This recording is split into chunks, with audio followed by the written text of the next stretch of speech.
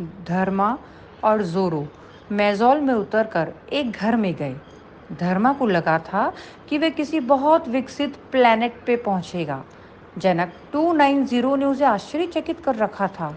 उसने जनक 290 से ज़्यादा विकसित कुछ नहीं देखा था। इसीलिए धर्मा को लग रहा था कि वो किसी बहुत ही विकसित प्लेनेट पर उतरेगा। परंतु मेजॉल बहुत ही रूखा सूखा था। जिस बिल्डिंग में जोरो धर्मा को लेकर गया, वो बिल्डिंग भी टूटी फूटी और पुरानी सी थी। लग ही नहीं रहा था कि ये किसी विकसित सभ्यता का कंस्ट्रक्शन है। पृथ्वी पर ऐसी बिल्डिंग सैकड़ों वर्षों पहले बनती थी। धर्मा ने जैसे ही बिल्डिंग में एंट्री ली, उसने अपने आप को एक बहुत बड़े कमरे में पाया और सामने लेडी तारा खड़ी थी। तारा ने धर्मा को बोला, मेरे भाई, तुम आ गए। तारा ने अपनी बाहें फैलाई। धर्मा को पता ही नहीं था कि ये कौन है, परंतु उसने तारा को धीरे से गले लगाया। जोरो ने धर्मा को बताया, ये लेडी तारा है, आपकी बड़ी बहन। लेडी तारा धर्मा को दिखने में पृथ्वी की ही किसी 35-40 वर्ष की महिला की तरह ही दिख रही थी। जोरो ने बोला, चलिए हम आपको प्रोफेसर बोरो से मिलवाने ले चलते हैं। तारा जोरो और धर्मा को एक छोटे कमरे में ले गई। धर्मा को कुछ समझ नहीं आ रहा था, परंतु वो जोरो और लेडी तारा के पीछे पीछे चल रहा था। जोरो उसको एक बहुत छोटे और अंधेरे कमरे में ले गया। ये पृथ्वी के किसी लिफ्ट की तरह लग रहा था। जैसे ही वो तीनों इस छोटे लिफ्ट रूपी कमरे में गए, जोरो ने मानसिक संदेश दिया और वह कमरा छोटा और छोटा होता जा रहा था। धर्मा को समझ ही नहीं आ रहा था कि जोरो पृथ्वी से इतनी दूर लाकर मुझे क्या इस प्रकार मारना चाहता है। धीरे धीरे कमरा बिल्कुल छोटा हो गया। एक प्रकाश की तेज किरण ने चारों ओर से उन्हें घेर लिया और धीरे धीरे प्रकाश छट गया। उसके सामने प्रोफेसर बोरो था। दिखने में प्रोफेसर बोरो पृथ्वी के ही किसी सामान्य बुजुर्ग की तरह लग रहे थे। उनकी आयु धर्मा को कुछ 55-60 वर्ष की लग रही थी, जबकि वो 650 वर्षों से भी अधिक आयु के थे। प्रोफेसर बोरो ने धर्मा को टेलीपैथी की। तुम्हारा स्वागत है, धर्मा ने जवाब दिया। धन्यवाद। आप प्रोफेसर बोरो हैं? बोरो काफ़ी खुश हो गया कि धर्मा ने टेलीपैथी की कला सीख ली।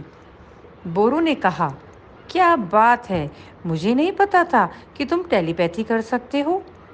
धर्मा ने जवाब दिया, हाँ, जोरो ने मुझे सिखाया। प्रोफेसर बोरो बोले, तुम्हारा नाम क्या है? धर्मा आश्चर्यचकित हो गया। प्रोफेसर बोरो उसका मन नहीं पढ़ पा रहे थे, परंतु बोरो ने धर्मा का मन पढ़ लिया था। और प्रोफेसर बोरो बोले, हम टेलीपैथी से वो ही जान सकते हैं जो व्यक्ति सोच रहा हो। जो उसके सबकॉन्शियस माइंड में होता है, वो नहीं जान सकते। धर्मा ने जवाब दिया, अच्छा, अब मैं समझ गया। मेरा नाम धर्मा है। प्रोफेसर बोरो धर्मा के पास आए और बोले, शाबाश सन ऑफ गॉड, अब तुम्हें मैं सेरिब्रल मशीन में डाल देता हूँ। धर्मा फिर कंफ्यूज हो गया, ये उससे क्या चाहते हैं। प्रोफेसर बोरो ने कहा, धर्मा, तुम पृथ्वी पर कुछ ऐसी चीज़ें सीख चुके हो जो हमें नहीं पता। जब तुम्हें हमारा ज्ञान मिल जाएगा और जो ज्ञान तुमने पृथ्वी पर अर्जित किया है, उन दोनों ज्ञान को मिक्स करके नोकोविक के क्वैड से भी ज़्यादा खतरनाक हथियार बना सकते हो। धर्मा पूरी तरह से कंफ्यूज था। उसने कहा, आप इसीलिए बोल रहे हैं क्योंकि बफ में लिखा है कि मैं एक खतरनाक हथियार बना सकता हूँ, इसीलिए मैं हथियार बना पाऊंगा।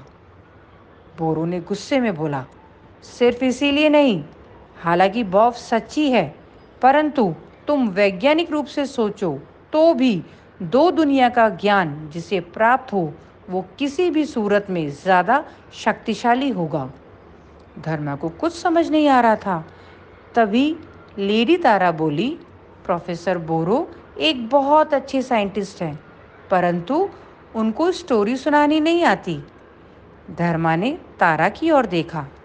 तारा ने आगे बोला, इससे पहले कि तुम the great son of God, जिसे दो दुनिया की नॉलेज है और जिसमें दो दुनिया की ऊर्जा है, प्रोफेसर बोरो के लिए हथियार बनाओ। इससे पहले तुम्हें ये समझना होगा कि पहेली है क्या, जिसे सन ऑफ गॉड को सुलझाना है। बोरो को ये सब समय बर्बादी ही लग रही थी, परंतु वो कुछ नहीं बोला। वो चुपचाप दूसरे कमरे में चला गया और लेडी तारा और धर्मा उस बड़े कमरे में, जहाँ धर्मा टेलीपोर्ट होकर पहुंचा था, वहां बैठ गए। जोरो भी प्रोफेसर बोरो के साथ चला गया। सूरज तेजी से प्रकाशमान था और कमरे में पूरी रोशनी आ रही थी। सामान्य सा कमरा था, परंतु वहाँ अरेंजमेंट्स बहुत अच्छे थे। लेडी तारा ने धर्मा को सोफे पर आराम से बैठाकर कहानी शुरू की।